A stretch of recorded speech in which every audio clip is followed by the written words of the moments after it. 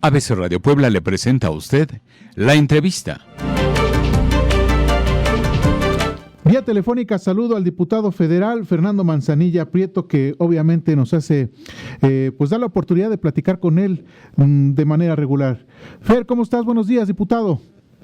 Bien, muy bien, Fernando, mucho gusto en saludarte a ti y a todo el auditorio. Muchas gracias por platicar con el auditorio. Justamente hoy, en mi colaboración semanal en las páginas del Sol de Puebla, hablo de tu propuesta que has ya difundido en días recientes, y la califico de atrevida, pero realista. Para que el auditorio sepa de qué estamos hablando, hace algunos días has puesto sobre la mesa en discusión la idea de aplazar las elecciones de junio, tomando en cuenta los riesgos que significa hacer un proceso electoral en momentos de la pandemia, en donde estamos en los momentos más altos, con una total incertidumbre. Eso yo lo agrego, total incertidumbre, porque no hay pues certeza de lo que vaya a pasar, y tomando en cuenta que nos han dicho que hay una campaña nacional de vacunación sin que tengamos la garantía de que haya vacunas. Entonces, esto que estás proponiendo en la mesa yo la califico así, atrevida pero realista. Así es, Fernando. Fíjate que ahorita que estabas hablando me viene a la mente esa frase, después que uno, que de repente se dice de que, bueno, hay veces que no podemos estar peor y después resulta que estamos peor, ¿no? Sí, es cierto. Y bueno, vamos a tener estas elecciones el 6 de junio, van a ser las elecciones más grandes de la historia. Estamos hablando pues de que se renueva completamente la Cámara de Diputados, hay 15 gubernaturas en juego, 30 congresos locales, cerca de 2,000 ayuntamientos o juntas municipales o juntas auxiliares, como les llamamos nosotros aquí en Puebla, para ese día, para el día 6 de junio. Y bueno, para esto el organizador es el Instituto Nacional Electoral de la Elección Nacional y luego los soples. Pero bueno, el Instituto Nacional Electoral tiene prevista la instalación de más de 160,000 casillas, la contratación de más de 50,000 capacitadores, y ve nada más la dimensión. Estamos hablando de casi medio millón de ciudadanos, millón y medio de ciudadanos que serían funcionarios de casilla. Entonces eso te da una dimensión pues del reto enorme logístico y demás, más los millones de votantes pues que tendrían que salir a votar. Y bueno, pues todos tenemos la expectativa, la esperanza de que cuando llegue el día de la elección estemos ya en mejores condiciones de salud, que esta segunda ola que estamos viviendo haya minorado, que ya esté pues iniciando, digamos, al menos tengamos algún avance en el programa de vacunación y demás. Pero ¿qué pasaría si la situación no mejorara, si la situación de la pandemia se llegara a complicar? Si no en todo el país, porque pues cada país tiene su realidad. Ya ves que, por ejemplo, Campeche está en semáforo verde, hay algunos que están bien, pero si en algunos lados de plano pues las condiciones no estuvieran dadas, vamos a tener proceso electoral o no. Y bueno, yo sin querer dar una definición tal cual, decir vamos a cancelar o no vamos a cancelar, lo que sí planteé en la Cámara de Diputados fueron 3 cosas. Primero, que las juntas de coordinación política de la Cámara de Diputados y del Senado diseñen una ruta institucional que nos ayude a evaluar pues qué factores van a ser determinantes para definir la viabilidad de la jornada electoral. En segundo lugar, que se convoque a especialistas y a gente de la Secretaría de Salud, de Gobernación, del INE, del sector salud, especialistas en Derecho Constitucional, en Derecho Electoral. Y tercer lugar, que junto con todos ellos definamos un informe técnico en marzo que hable sobre los requisitos y condiciones de salubridad mínimas que requeriríamos y qué haríamos en el caso de que tuviéramos que aplazar, si no en todo el país, en ciertas regiones, digamos, la elección. Entonces, de eso se trata, y de ir llevando un seguimiento actual, porque no sabemos, desafortunadamente, Fernando, no sabemos qué va a pasar con esto, no sabemos cómo vamos a estar en unos cuantos meses, y mi punto es, pues tomemos un poco de previsión para estar listos ante cualquier contingencia. Claro, y yo he escuchado, no a raíz de esta propuesta, sino mucho antes, que el INE se ha mantenido firme, que ha enviado el mensaje de que todo esto se ha venido previendo, se ha venido contemplando, pero aún así se puede escapar de las manos. Entonces, estas ideas que has planteado, ¿qué recepción han tenido, no solamente en la Cámara, sino también de otros actores?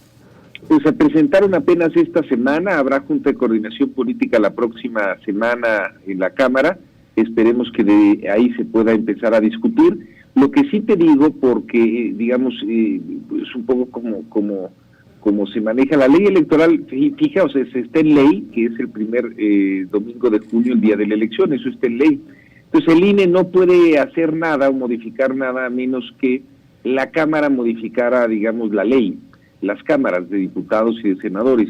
Pero ya no se puede modificar una ley electoral cuando estamos en pleno proceso electoral. Por eso te digo que no es fácil y tendríamos que meter ahí algunos especialistas en derecho electoral y en derecho constitucional para que nos puedan dar un poquito de ruta. Yo entiendo que pues todos quisiéramos que las cosas marcharan, y yo sé que el INE pues es una organización pues muy bien armada, y bueno, pues ellos van avanzando en la ruta que tienen y bajo las condiciones que van viendo, y seguramente lo están haciendo muy bien. Pero debemos de tomar en cuenta, Fernando, por ejemplo, que hace algunos meses, cuando comenzó este proceso electoral, pues la gente, o sea, no preveíamos que íbamos a tener una segunda ola de esta dimensión. Estamos teniendo los niveles más altos de contagios y de fallecimientos en algunas, en el país en su conjunto y en algunas zonas en particular. Entonces, nadie puede saber, ni el INE, ni nadie puede saber qué es lo que nos depara la situación para los meses de campaña, abril y mayo, y desde luego junio, para la elección. Y mi punto es, tenemos que estar listos. Fíjate que, por ejemplo, o sea, que sí sabemos que el Programa Nacional de Vacunación va lento y empezaremos a tener resultados hasta el segundo semestre del año. Recordarás que antes pues se decía que llegaríamos casi a la elección con las vacunas para todos, ¿no? Bueno, pues eso está quedando, digamos, claro que no se va a poder hacer, que será hasta el segundo semestre, es decir, no vamos a tener a la gente vacunada. Pero hay otra cosa que no podemos descartar, y es lo que estamos viendo en Europa y en África, en algunas partes, por ejemplo, de Sudamérica, que los contagios están creciendo con virus que tienen unas cepas mucho más contagiosas. Claro. Y entonces... Y ya llegó alguno por aquí a México, ¿eh? Ya llegaron esas cepas contagiosas, no sabemos cuál va a ser el impacto de eso, no sabemos si de repente las cosas pudieran empeorar de aquí a junio. Por eso mi punto es, yo no estoy diciendo vamos a cancelar, lo que estoy diciendo es tenemos que estar listos ante cualquier contingencia porque no sabemos cómo va a reaccionar la pandemia. Un caso extremo, ¿cuál sería, diputado? O sea, aplazar la elección, eso sería el caso extremo en un escenario muy, muy lejano quizás, pero que no se debería de descartar. Yo creo que los dos extremos es, en un extremo no pasa nada y todo sigue exactamente igual, ¿no? Uh-huh. Y en el otro caso extremo, se aplaza, digamos, todo el proceso electoral, y a la mitad tienes muchos puntos intermedios. Por ejemplo, a lo mejor estados que estén en una situación de, por ejemplo, de semáforo rojo para arriba, no lo sé, a lo mejor esos no lo hacen, o lo hacen, digamos, de una manera muy distinta, o si superan, digamos, ya no solo el semáforo rojo, sino otro nivel más alto, ahí sí se cancelan.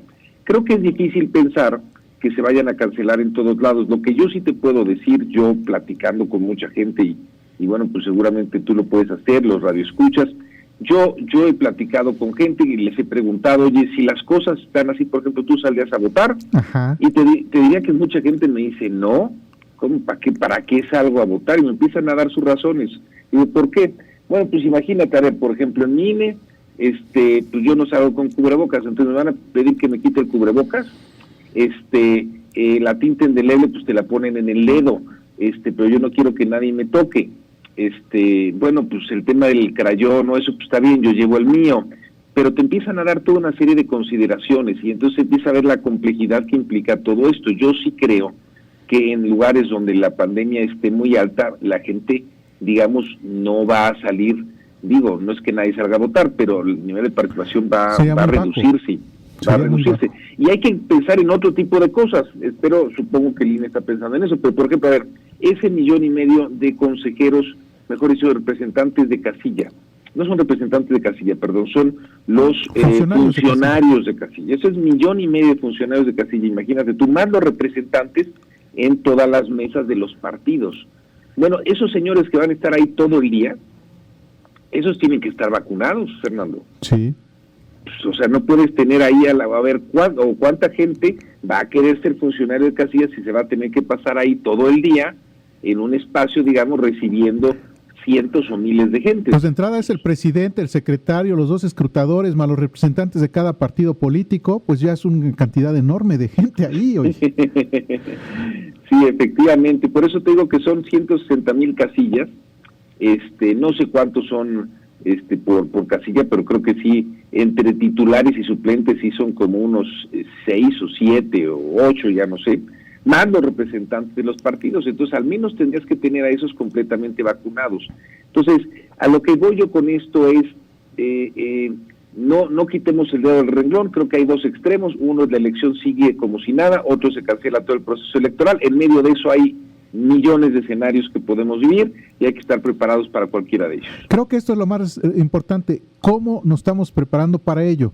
Súmale también el periodo de campaña, que aunque se ha dicho que no va a haber propiamente actos masivos, que los candidatos no van a dar en las calles como en otros tiempos, aún así, o sea, tendrán sus células, sus brigadas que anden repartiendo pues sus volantes, o sea, sus propuestas, suban y bajen. O sea, al final de cuentas es una movilidad enorme y aunque cada quien se ha hecho el llamado que seamos responsables, que busques nuevas estrategias, pues la verdad es que estamos aprendiendo. O sea, va a ser algo muy, muy complicado y por eso, insisto, es atrevida la propuesta, pero sí es realista. No quitemos de nuestra vista esta posibilidad de que representa en medio de la pandemia, A ver, yo te estaba hablando hace un rato de lo que implicaría el ejercicio el día de la elección en una situación compleja.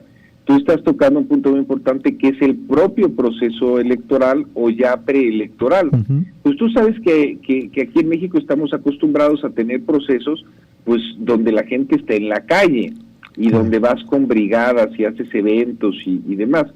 Estamos en plenos procesos todavía preelectorales, todavía no hay ni candidatos, vamos. Y yo ya he visto en las redes, digamos, fotografías de reuniones en muchos lugares del interior del estado, reuniones no de 3, 4, 5 gentes, sino a lo mejor una gente haciendo su reunión de 30, 40, 50 gentes, digamos, y cuando dices, bueno, pero ¿cómo estamos avanzando ahí? Pues es que es como se hace, o sea, si estamos pensando en Puebla capital, Fernando, yo entiendo que aquí puedes hacer a lo mejor una campaña completamente en redes, pero tú vete a distintos lugares de la Sierra Negra, pues ahí ni redes sociales van a tener. Entonces claro que la gente, digamos, va a, pues no a incumplir, pero la práctica política en muchos lugares hace que los procesos de campaña sean de una determinada forma, y si bien eventos masivos, yo creo que todo el mundo va a, digamos, cuidarse, otras formas de hacer política pues son las únicas formas que conocen en ciertas zonas o regiones del estado del país.